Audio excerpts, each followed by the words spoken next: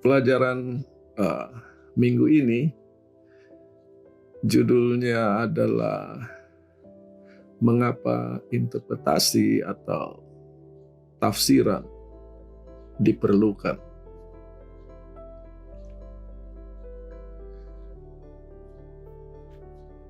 Ini adalah satu pertanyaan, dan sebenarnya pertanyaan ini sudah dijawab sendiri oleh pengarang pelajaran pada hari Kamis.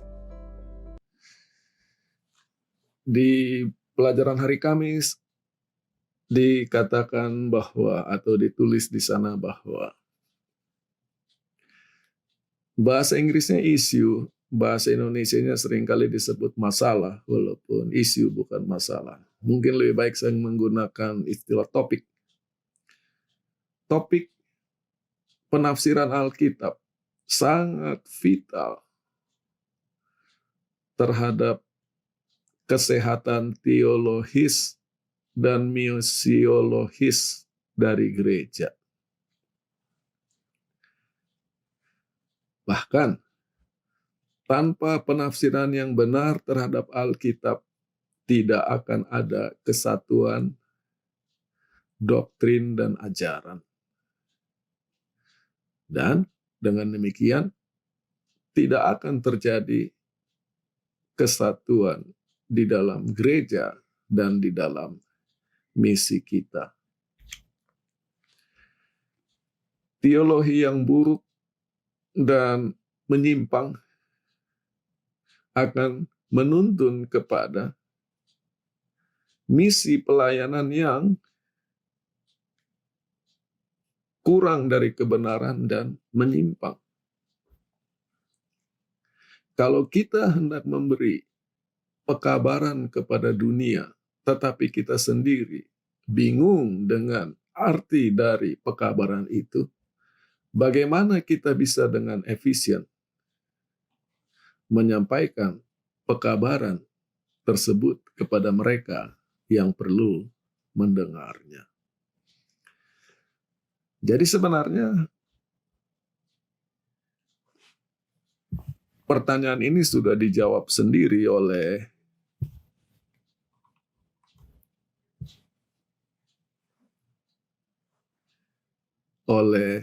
pengarang pelajaran. Dan sekarang kita teruskan. Saya akan mulai dengan satu komentar, yaitu sebenarnya pelajaran 1 triwulan ini merupakan satu langkah baru yang berbeda, bahkan saya bisa katakan sangat berbeda dari apa yang kita alami sebagai gereja. Dan kalau saya katakan gereja di sini adalah gereja Advent seluruh dunia. Dalam pengalaman kita dengan Alkitab, selama ini promosi yang kita dengar, dorongan yang kita dengar mengenai hubungan antara anggota jemaat Advent atau anggota gereja Kristen Advent dengan Alkitab adalah kita didorong untuk membaca Alkitab. Ambil waktu tiap-tiap hari untuk membaca Alkitab. Bahkan, pimpinan tertinggi gereja selalu menyediakan program, yaitu program bacaan Alkitab harian selama setahun. Karena seringkali judulnya adalah membaca Alkitab tahunan, jadi banyak orang yang baca Alkitabnya setahun sekali. Salah judul atau mungkin salah mengerti judul. Program yang dibuat adalah program membaca Alkitab harian, yaitu tiap-tiap hari selama 1 tahun. Di dalam konteks ini, maka dorongannya adalah marilah kita membaca Alkitab. Dan di dalam level yang lebih praktis, pertanyaannya adalah sudah baca Alkitab atau belum hari ini? Bahkan kita mendengar khotbah dari pimpinan-pimpinan gereja yang memberi statistik bahwa sebagian orang menghabiskan waktu lebih banyak dengan gadget mereka daripada membaca Alkitab. Jadi, poin yang paling mendasar adalah dorongan untuk membaca Alkitab. Pertanyaannya sudah baca Alkitab atau belum? Dan untuk waktu yang sangat lama, seolah-olah kalau saya sudah baca, tugas selesai. Maka yang hebat dengan pelajaran 1 kuartal ini adalah mengajak kita, mendorong kita untuk maju 1 langkah lebih jauh. Pertanyaannya tidak lagi sudah baca Alkitab atau belum. Pertanyaannya adalah apa yang kamu baca? Apa yang coba kamu pahami dari yang kamu baca?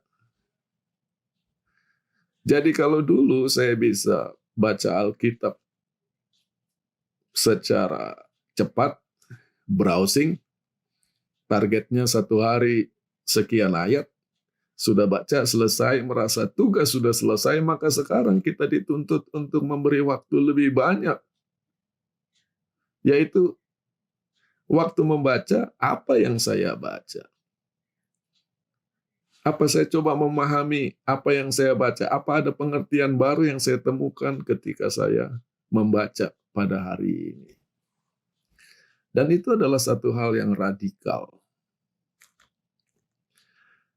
Jadi inilah sebetulnya beban dari pelajaran sekolah Sabat 1 kuartal ini. Melangkah lebih jauh dari sekadar bertanya, apa sudah baca Alkitab atau belum hari ini? Kepada apa yang saya dapat ketika saya membaca Alkitab hari ini? Apa ada kemajuan di dalam pemahaman saya tentang Tuhan, tentang hidup? Itu satu sisi. Di sisi yang lain, sekarang yang namanya informasi itu sangat mudah didapat. Orang memiliki akses terhadap informasi hanya dengan klik di jari dan di layar, apakah itu cellphone, apakah itu komputer, apakah itu iPad, informasi bermunculan. Dan yang namanya informasi itu datang, mereka tidak memberitahu ini benar, ini tidak. Dan sekarang sampai pimpinan tertinggi Amerika selalu berdebat dengan media massa, fake news, hoax, menurut versi siapa. Maka tiba-tiba beberapa tahun terakhir ini, bahkan mungkin 10 tahun atau lebih, orang-orang yang tidak memiliki latar belakang pendidikan teologi, browsing internet, menemukan informasi-informasi baru, keterangan-keterangan baru, pendapat-pendapat baru yang belum pernah didengar, dan karena belum pernah dengar, wah ini yang hebat, ini yang benar. Dan tiba-tiba sekarang semua orang jadi ahli teologi. Dari mana degreenya? Google University, Yahoo University.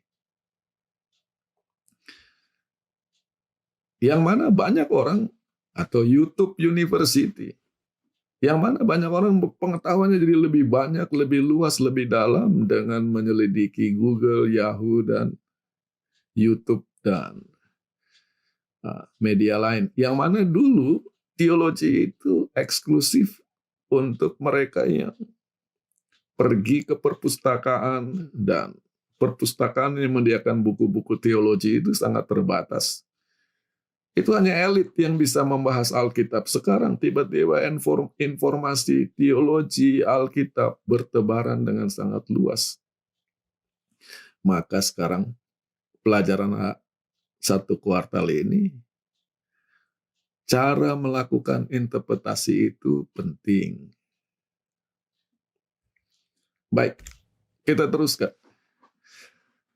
Maka kepada pertanyaan, why is interpretation needed? Mengapa tafsiran itu diperlukan? Jawaban yang paling mendasar yang bisa saya berikan adalah menafsirkan atau melakukan proses penafsiran itu adalah bagian dari sifat manusia. Sebenarnya setiap kegiatan hidup yang kita lakukan, kita sedang menafsir atau menaksir-naksir atau melakukan perhitungan atau pertimbangan. Itulah proses interpretasi. Ketika saya sedang berada di kota, ingin makan enak, melihat begitu banyak restoran dengan berbagai jenis makanan yang ditawarkan, dan saya belum pernah ke restoran-restoran ini, maka saya harus melakukan proses penafsiran kira-kira restoran mana yang enak makanannya. Sebagian orang menggunakan ukuran, kalau restoran itu ramai, pasti enak. Buktinya banyak orang ke sana. Itu adalah perangkat penafsiran yang digunakan. Yang lain katakan, kita lihat berapa banyak rekomendasi di search engine. Kalau bintangnya banyak, skornya tinggi, pasti enak. Yang lain lebih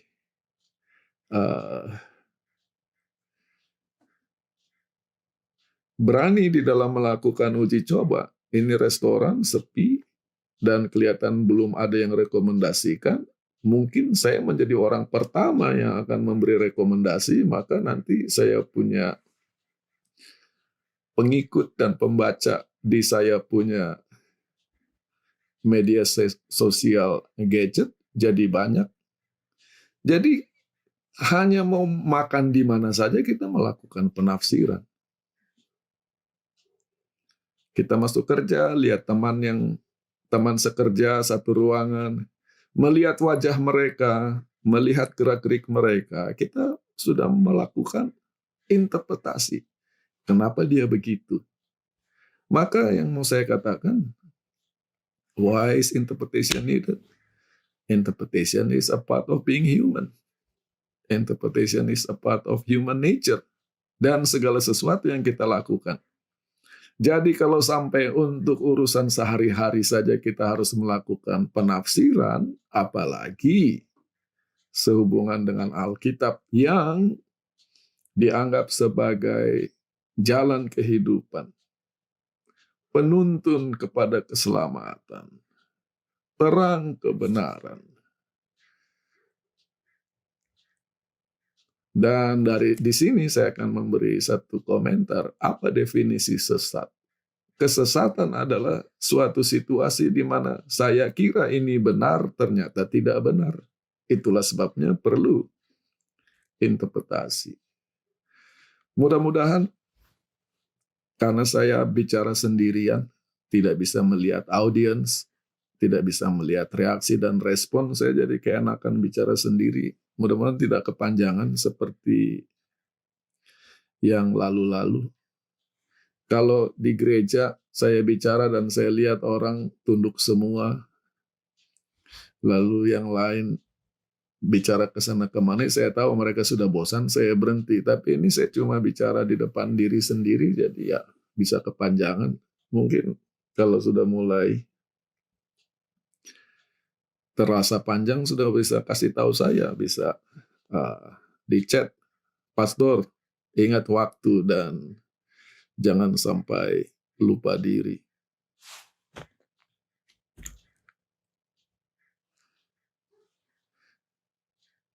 Lebih jauh kepada penafsiran Alkitab. Pelajaran Sekolah Sabat mengatakan, atau pengarang pelajaran Sekolah Sabat menulis, tidak ada orang yang datang membaca Alkitab dengan pikiran yang kosong. Setiap pembaca, setiap pelajar Alkitab, ketika dia buka Alkitab, mereka membuka Alkitab dengan sejarah khusus dan pengalaman hidup yang khusus yang mau tidak mau mempengaruhi cara mereka membaca Alkitab.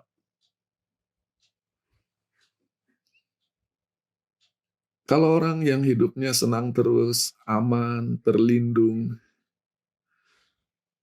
maka ketika membaca cerita peperangan di Alkitab, penganiayaan di Alkitab, mereka baca, tetapi apa yang mereka baca tidak punya impact yang sangat dalam, karena hidup mereka, bagi mereka itu adalah situasi yang asing. Sementara orang lain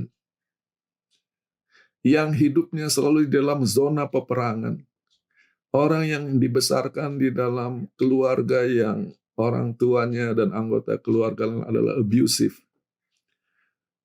membaca tentang kasih Tuhan,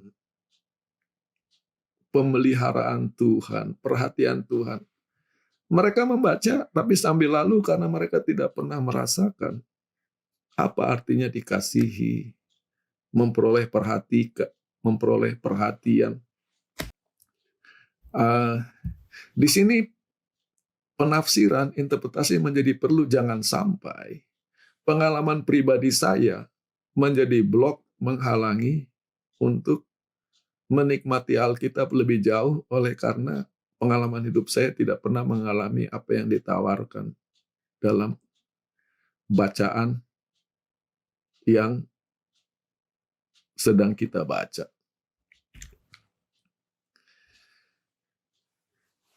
Bahwa menafsirkan itu adalah kegiatan sehari-hari, Tuhan Yesus memberi contoh. Di Lukas 12 ayat 54.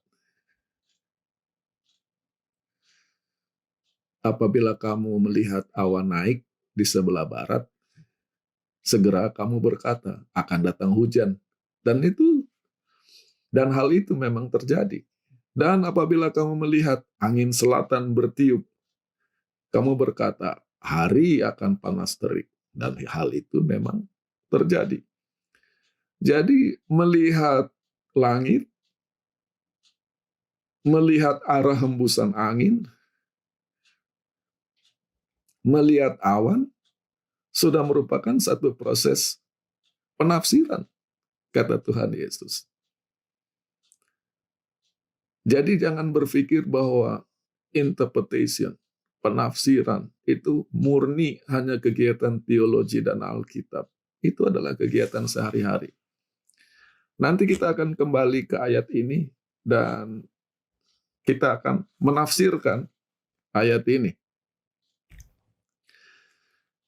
Yang saya mau katakan sehubungan dengan pelajaran selama 1 minggu ini, kuncinya adalah yes and no.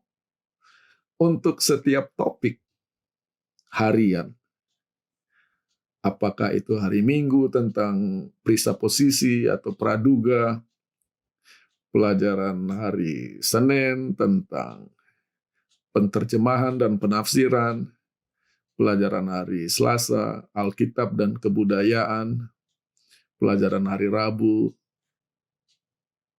sifat kita sebagai manusia yang sudah jatuh dan berdosa.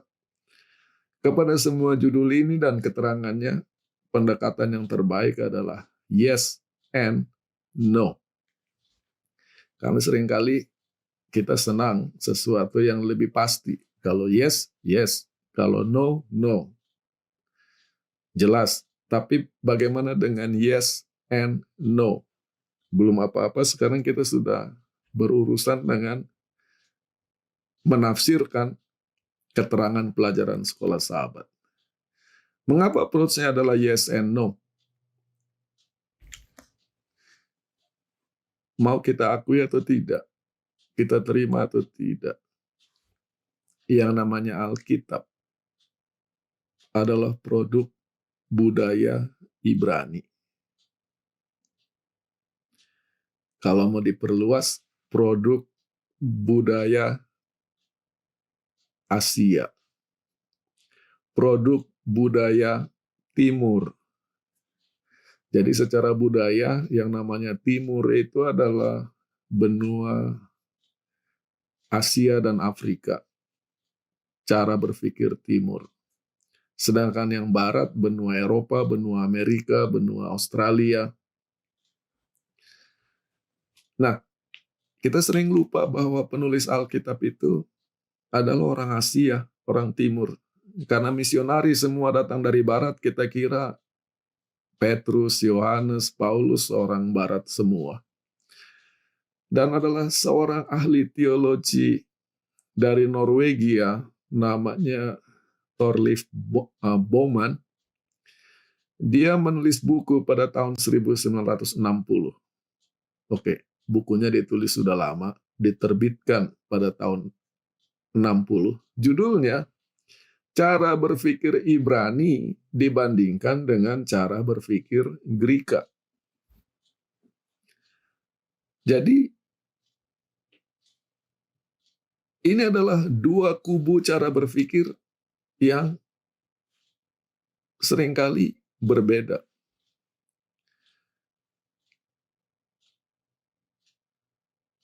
Puncak atau pusat dari cara berpikir Barat ada di Greka dengan ahli filsafatnya. Sementara karena kita adalah pelajaran Alkitab, cara berpikir Timur itu kubunya adalah kubu Ibrani Alkitab.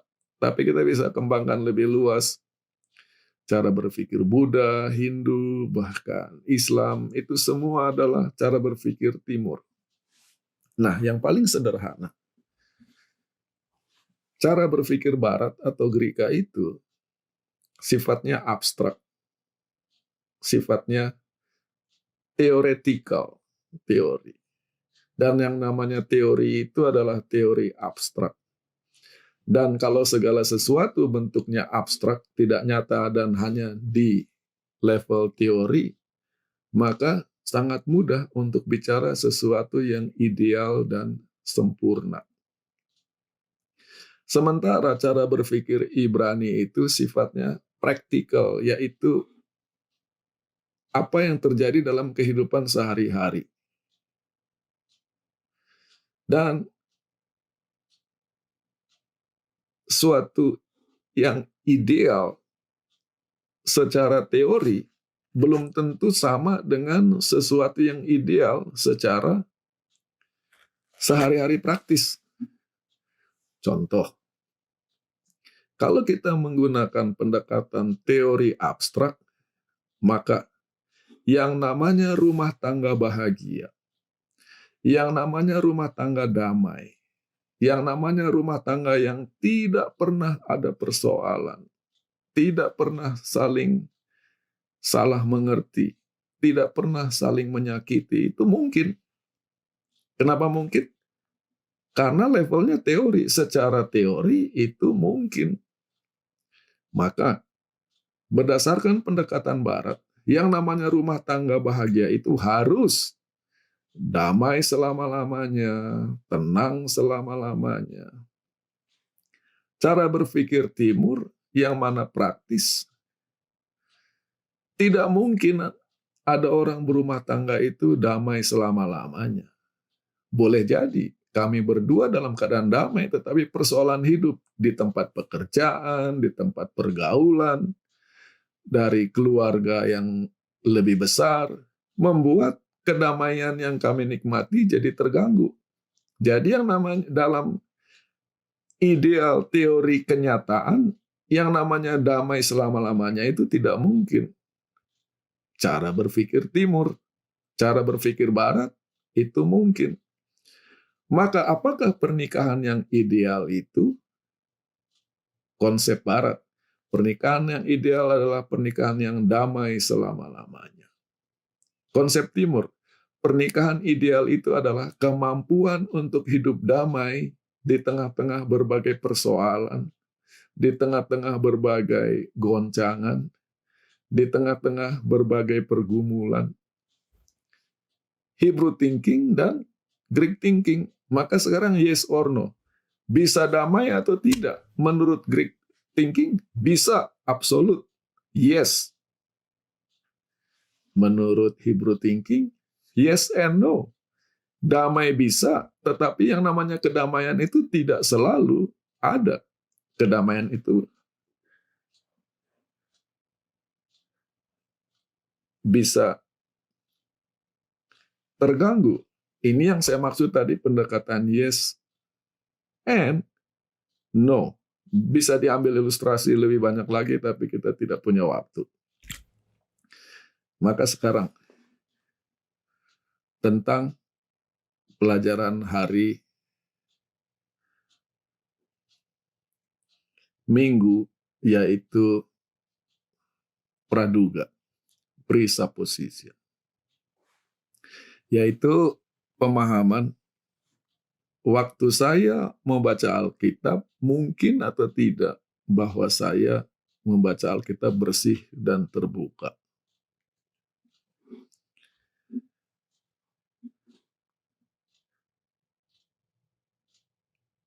Yang kedua, kalau saya sebagai pimpinan gereja, seorang pendeta, ketua jemaat, tua-tua jemaat, mana saya lebih suka? Mana saya lebih rasa tenang? Punya anggota yang selalu terbuka kepada berbagai teori, atau kepada anggota yang berpegang teguh kepada ajaran yang sudah diberikan?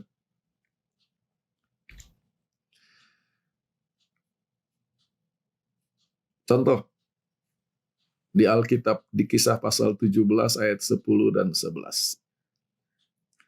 Tentang perbandingan orang-orang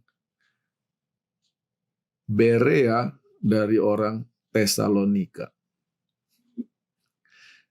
Dikatakan menurut Alkitab New King James Version, orang Berea dikatakan lebih fair-minded, cara berpikirnya lebih terbuka, cara berpikirnya lebih adil katanya. Jadi waktu Paulus datang, mereka terbuka. They receive with all readiness, sangat siap untuk membuka diri kepada teori-teori baru. Menurut New King James Version. Menurut New International Version dikatakan orang Yahudi di Berea itu memiliki more noble karakter, memiliki tabiat atau karakter yang lebih agung dibandingkan orang Tesalonika. Kenapa? Karena ketika Paulus dan grupnya datang mau mengajarkan ajaran baru, mereka menerima perkaranya dengan great eagerness, dengan semangat yang meluap-luap. Alkitab bahasa Indonesia, orang Yahudi di Berea itu lebih baik hatinya. Jadi tidak bicara tentang cara berpikir terbuka seperti New King James Version, tidak sehebat New International Version, lebih baik hati. Kenapa? Mereka menerima firman dengan segala kerelaan hati. Sementara New King James Version menggunakan istilah kesiapan, New International Version menggunakan semangat, eagerness, ini dengan rela. Yang mau saya jadikan poin adalah, kalau saya punya pendeta, kalau saya sebagai pendeta, punya anggota, ada orang mengajarkan ajaran baru, lalu dengan segala kesiapan. Oke, ajarkan apa saja, kami terbuka. Dengan semangat kalau ada yang baru langsung diikuti, langsung selidiki. Jadi pendeta saya sangat sibuk melindungi ini benar atau tidak, ini benar atau tidak. Ini pengalaman Paulus. Di sisi lain, Paulus yang sama ketika berhasil membangun pengikut, dia memuji orang Korintus, dia katakan, aku memuji kamu. Karena kamu berpegang teguh kepada ajaran yang kuteruskan kepadamu. Jadi artinya berpegang teguh ketika menerima, sudah dipegang, tidak goyah, tertutup kepada hal-hal yang lain-lain, tetap setia. Jadi Paulus yang sama, yes and no. Waktu dia dalam posisi menginjil, dia senang kalau orang menunjukkan sikap terbuka. Tapi ketika misinya sudah dibangun, dia senang kalau lihat pengikutnya berpegang teguh. Nah, jadi inilah dilema. Presupposition.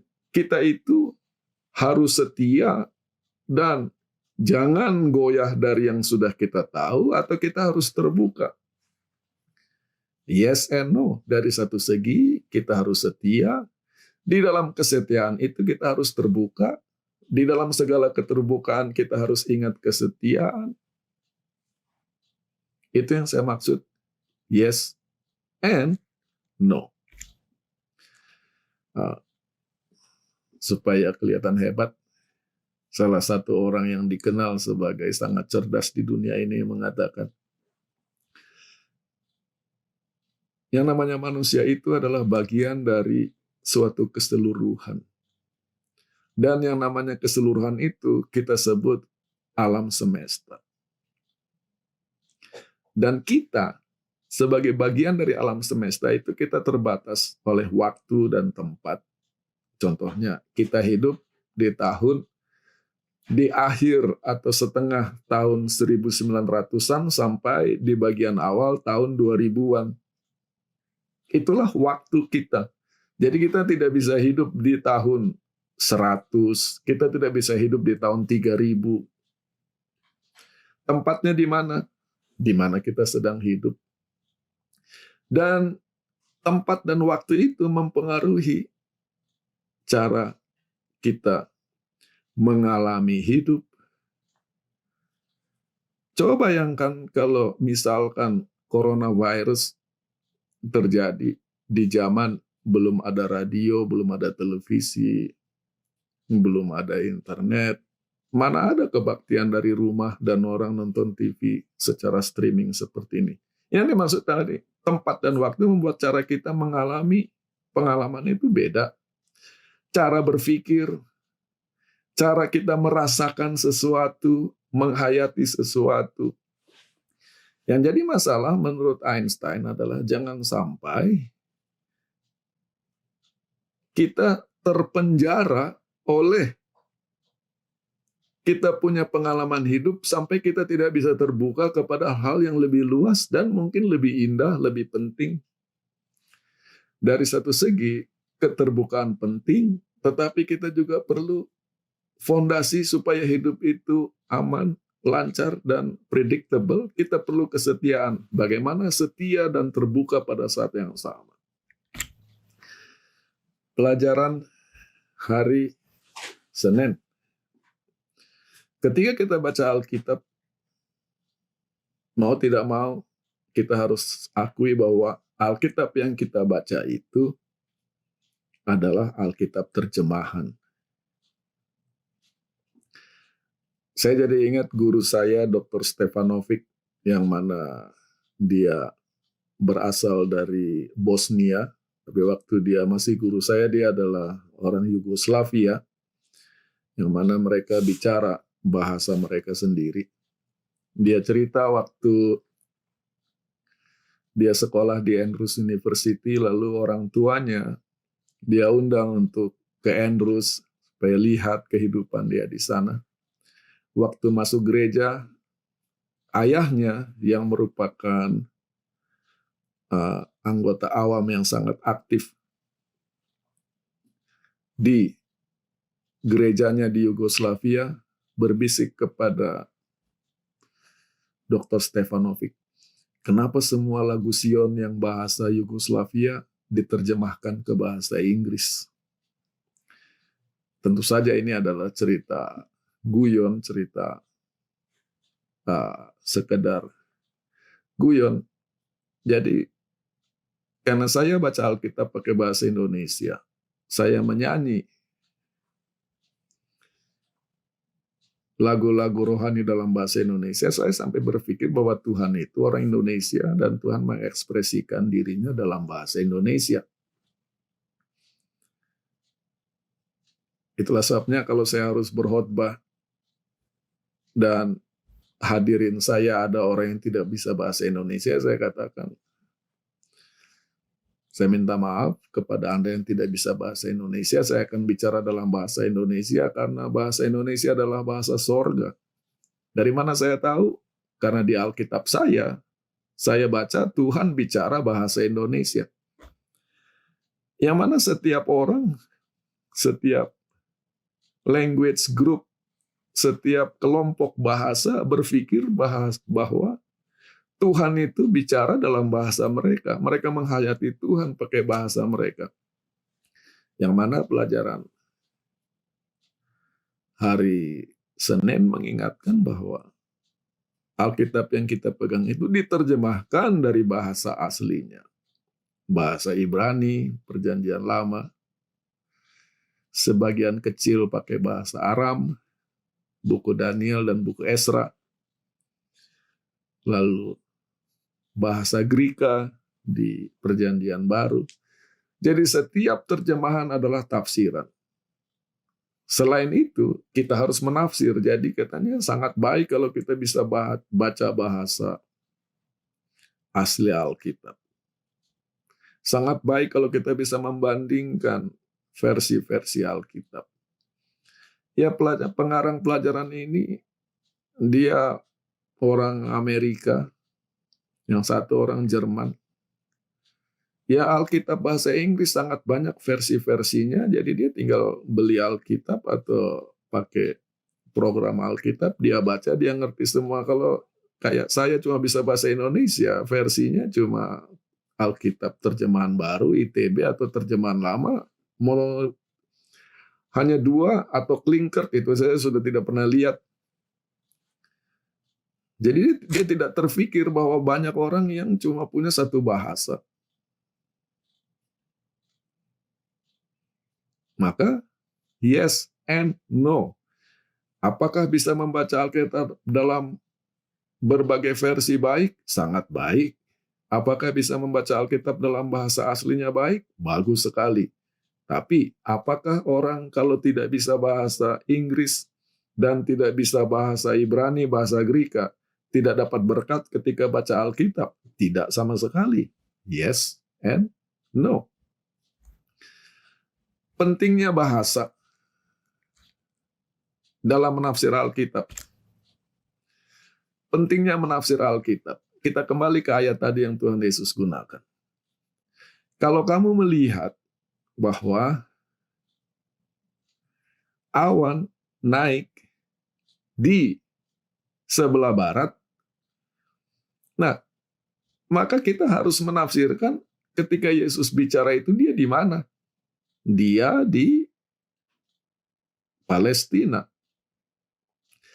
Kalau orang di Palestina, yang namanya barat itu laut, yaitu Laut Tengah. Mediterranean Sea.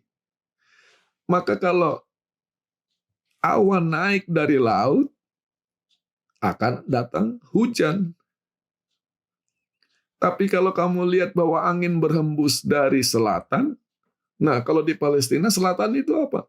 Padang gurun Sinai, semenanjung Arab, itu padang pasir yang sangat panas. Maka kalau anginnya dari arah padang pasir yang panas, hari akan panas.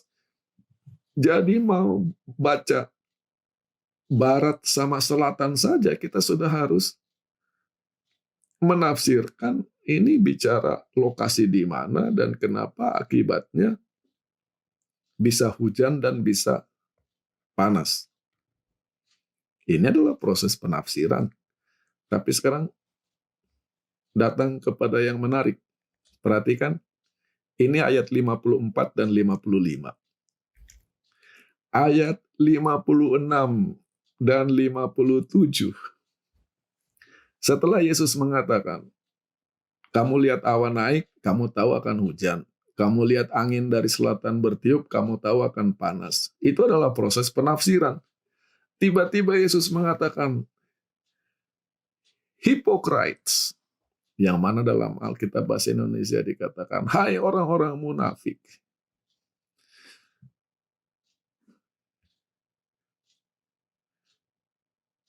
Keadaan di bumi dan di langit, kamu tahu cara menilainya. You can discern. Kamu bisa menafsirkan. Alkitab bahasa Indonesia, mengapa kamu tidak dapat menilai zaman ini? Bahasa Inggris, New King James Version. But how is it you do not discern this time? Nah, saya mau bertanya. Nah, di sini proses penafsiran dan cara saya menafsir sudah berbeda dari Anda karena kebetulan saya punya training atau pendidikan di bidang ini. Pertanyaan pertama, memang apa salahnya orang menafsirkan suasana hari, dari mana angin berhembus, di mana awan berasal? Tidak ada salahnya dan itu normal. Kenapa Tuhan Yesus bicara tentang kemunafikan? Atau memang dia sedang bicara kepada semua orang munafik di depan dia? Maka topik munafik ini apa sebetulnya? Pertanyaan pertama. Lalu kalau menggunakan Alkitab bahasa Indonesia, mengapa kamu tidak dapat menilai zaman ini? Jadi orang kalau bisa membaca apakah hari ini mau panas atau mau dingin, mau hujan atau mau kering, dan tidak bisa membaca tanda-tanda akhir zaman, apakah orang itu otomatis munafik? Nah, ini perlu penafsiran. Lihat, terima kasih untuk yang mana kata hypocrites itu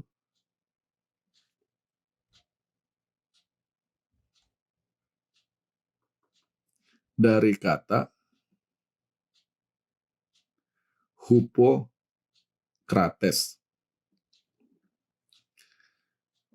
Dan kata Hippokrates dalam bahasa Greka ini menunjukkan adalah orang yang mempunyai kemampuan di atas rata-rata untuk menafsirkan. Orang mempunyai kemampuan di atas rata-rata untuk memahami. Jadi ini adalah satu kecerdasan. Hippokrates. Oke, jadi poin pertama, kata Hippokrates itu konotasinya adalah sangat positif, yaitu orang-orang yang mempunyai kecerdasan untuk membaca dan memahami, menafsirkan apa yang dilihat. Dari situ,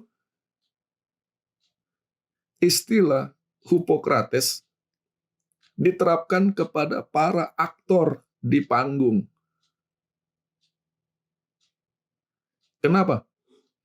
Karena para aktor ini adalah orang-orang yang mempunyai kemampuan untuk melihat tingkah laku orang, bisa memahaminya, dan bisa melakonkannya di panggung. Jadi mereka bisa meniru orang yang bahagia, orang yang berduka. Belum tentu dalam hidupnya dia pernah berduka kehilangan yang dikasih, tetapi dia bisa melihat orang sedang kedukaan, dia bisa ambil itu, dia bisa lakonkan. Nah, jadi yang pertama adalah kemampuan untuk menafsir, artinya kedua, kemampuan untuk melakonkan apa yang dilihat. Yang ketiga, para aktor ini, para pelakon ini sebetulnya hanya berpura-pura ketika di panggung. Ketika mereka sedih, mereka bukan sedih betulan. Mereka hanya melakonkan orang sedang sedih. Ketika mereka berbahagia, mereka sedang melakonkan orang berbahagia. Maka sebetulnya mereka tidak sungguh-sungguh. Maka turunan yang ketiga dari kata Hippocrates, dari kecerdasan, yang pertama, yang kedua kemampuan melakonkan, dan nomor tiga berpura-pura. Yang keempat, jadi kalau ada orang yang tidak tulus, orang yang penuh dengan kepura-puraan, dibilang kamu itu Hippocrates. Itu adalah arti keempat.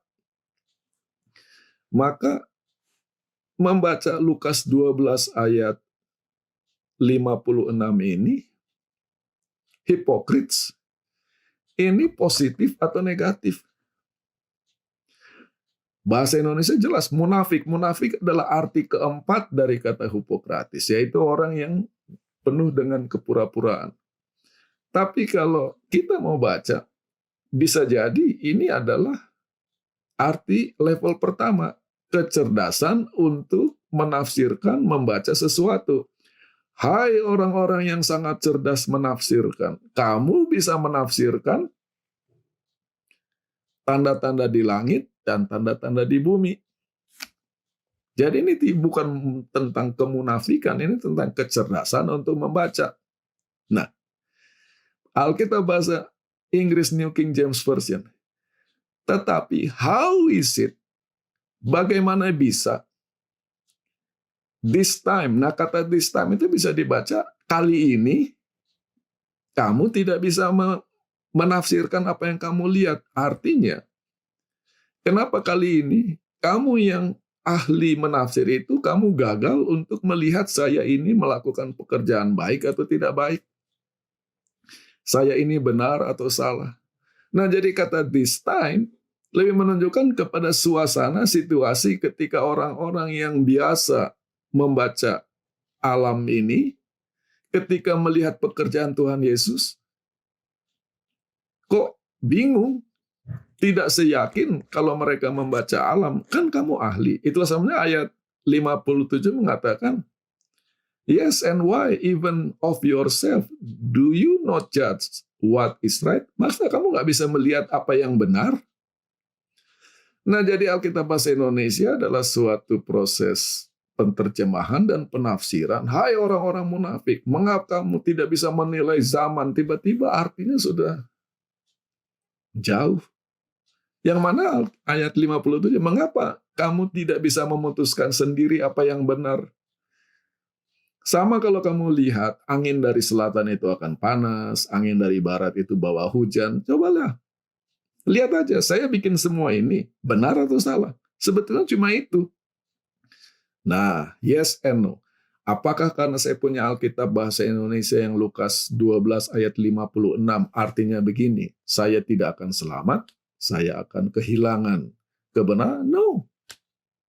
Ada untungnya bisa bahasa asli Alkitab, ada untungnya bisa bahasa Inggris, tetapi tidak berarti kalau kita punya keterbatasan, kita tidak akan diberkati. Alkitab dan budaya. Lalu keadaan kita sebagai manusia yang sudah jatuh ke dalam dosa. Saya lebih suka membahas tentang yang keadaan kita saya manusia berdosa, karena tadi secara tidak sadar kita bicara culture terus, itu tentang yes and no, Hebrew thinking, Greek thinking, dan sebagainya. Pertanyaan tentang kondisi kita sebagai manusia yang berdosa? Yes and no. Dari satu segi, sebagai orang berdosa yang sudah jatuh jauh ke dalam dosa, kemampuan kita untuk memahami Alkitab itu terbatas. Jadi itu adalah peringatan, amaran. Jangan pikir kalau saya sudah sampai kepada kesimpulan itu sudah sangat sempurna. Itu adalah kesimpulan kita di dalam segala keterbatasan kita. Yang mana mungkin kalau kita diperkenalkan kepada sesuatu yang lebih luas, lebih lengkap, lebih jelas, kita akan memahaminya dengan berbeda. Yang mana nanti kalau kita sudah tidak dikuasai dosa, cara kita memahami Alkitab akan jauh lebih hebat. Itu maksudnya. Tapi di sisi lain, apakah keadaan saya sebagai manusia berdosa menghalangi saya untuk mendapat pekabaran keselamatan? Apa bisa menuntun saya kepada kehidupan yang lebih benar, lebih mulia, lebih kudus, dan lebih baik? Alkitab memberi contoh. Di Injil Markus dan Injil Matius, cerita penyaliban Tuhan Yesus. Dikatakan Tuhan Yesus disalib di tengah-tengah penyamun. Dan menurut laporan kedua Injil ini, orang-orang di sekeliling salib mengolok-olok Yesus. Maka Matius 27 ayat 44 melaporkan, bahkan para penyamun yang disalib bersama-sama dengan dia mengolok-olok dia dengan olokan yang sama, yaitu olokan yang disampaikan oleh para penonton di sekitar Yesus. Markus 15 ayat 32. Bahkan mereka yang disalib bersama dia mengolok-olok dia. Kalau kita baca ayat ini, sepintas kelihatannya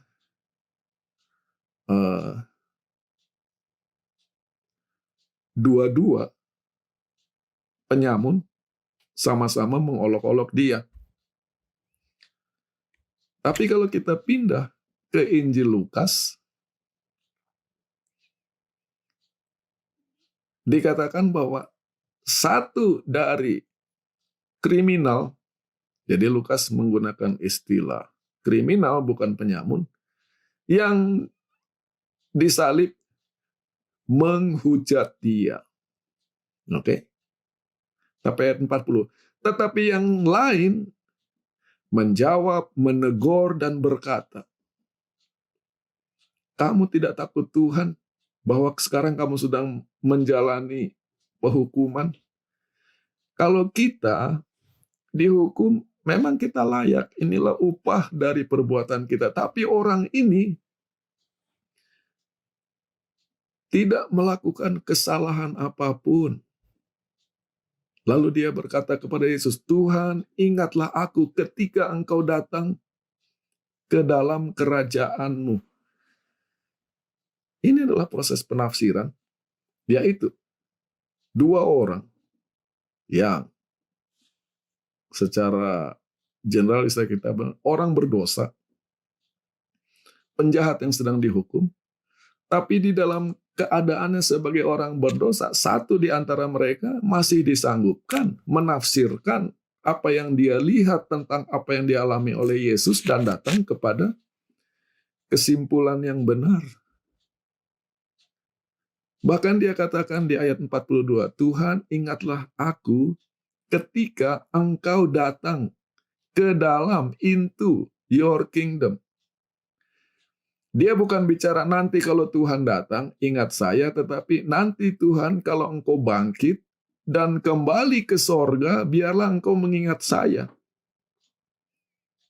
Dan kalau saya mati karena penyaliban ini, tetapi engkau sebagai Allah yang dibangkitkan dan naik ke sorga, ingatlah saya supaya memanggil saya pada hari kebangkitan. Benar, orang ini adalah orang yang berdosa tetapi masih disanggupkan untuk melihat keajaiban tentang siapa Yesus. Jadi dari satu segi, sebagai orang berdosa kita mempunyai keterbatasan untuk memahami firman Tuhan. Tapi pada saat yang sama, sebagai orang berdosa, kita masih bisa melihat jalan-jalan terang tentang kebenaran Tuhan. Contoh yang lain, Lukas 15, cerita anak yang bungsu yang hilang. Ayat 17, ketika Alkitab Bahasa Indonesia, ia menyadari keadaannya. Alkitab New King James Version mengatakan, when he came to himself, ketika dia kembali kepada dirinya sendiri. Rupanya selama ini, dia minta warisan sementara bapaknya masih hidup. Dia jual warisan. Biasanya orang kalau sampai menjual warisan itu merupakan satu aib. Lalu uang warisan yang dijual itu difoya-foyakan. Dia itu sedang kesurupan. Kesurupan oleh dosa. Maka ketika dia menyadari siapa dia, ketika di dalam kondisi kedosaannya ini, dia bisa sadar apa yang dia lakukan. Dia bisa melihat bagaimana cara bapaknya memperlakukan para hamba-hambanya. Dia mengatakan, saya sudah berdosa terhadap, bukan terhadap. I have sinned against heaven. Saya sudah berdosa melawan sorga dan terhadap engkau. Ini adalah dua hal yang berbeda. Dan anak ini kelihatan sangat cerdas. Yaitu, banyak orang berpikir yang namanya dosa itu kepada Tuhan, kepada Tuhan, kepada Tuhan. Tapi anak ini menyadari bahwa benar saya berdosa kepada Tuhan, tapi yang saya bikin susah adalah bapak saya. Maka dia sadari bahwa dosa mempunyai dua efek. Satu kepada sorga, dan yang kedua kepada orang-orang di sekitar dia. Karena seringkali orang-orang terlalu suci, mereka berpikir urusannya sama sorga, tidak tahu bahwa orang-orang di sekitar mereka jadi susah hidupnya. Tapi kembali poinnya, di dalam keadaan yang penuh dosa, dia masih bisa datang kepada kesadaran tentang apa yang benar dan mengambil keputusan. Maka ada harapan bahwa sebagai orang berdosa kita juga bisa dapat berkat dari membaca dan mencoba memahami Alkitab. Kita datang kepada pelajaran hari Kamis. Mengapa interpretasi itu penting? Mengapa penafsiran itu penting? Itu sudah saya berikan jawabannya di pembukaan pelajaran. Tapi sekarang saya ingin menuntun kita kepada ayat yang lain di Injil Lukas. Pasal 2. Diceritakan ketika Yesus lahir di Bethlehem. Para gembala menerima pemberitahuan dari para malaikat tentang kelahiran Mesias. Maka dengan tergesa-gesa mereka datang dan menemukan Maria dan Yusuf dan bayi itu terbaring di palungan.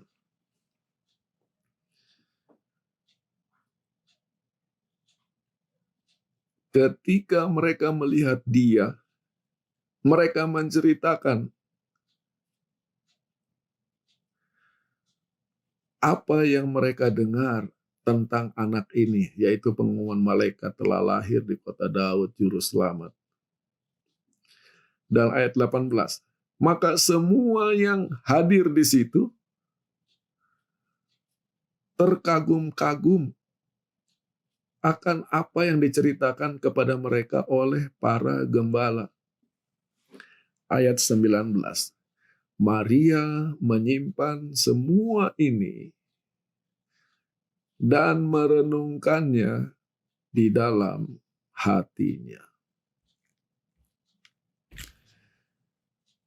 Lukas 2 ayat 19 adalah contoh yang baik tentang apakah penafsiran itu, bagaimanakah cara melakukan penafsiran.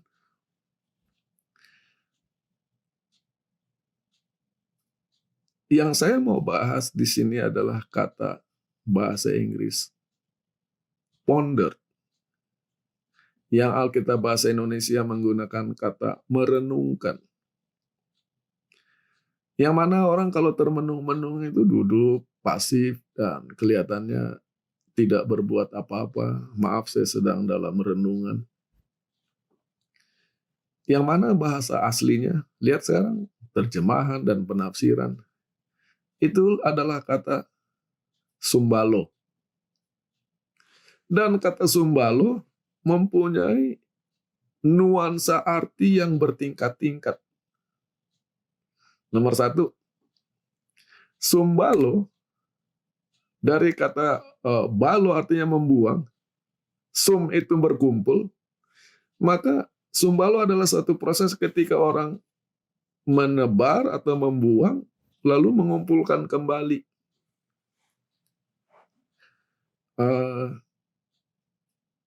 Saya ingat saya baca satu artikel tentang seorang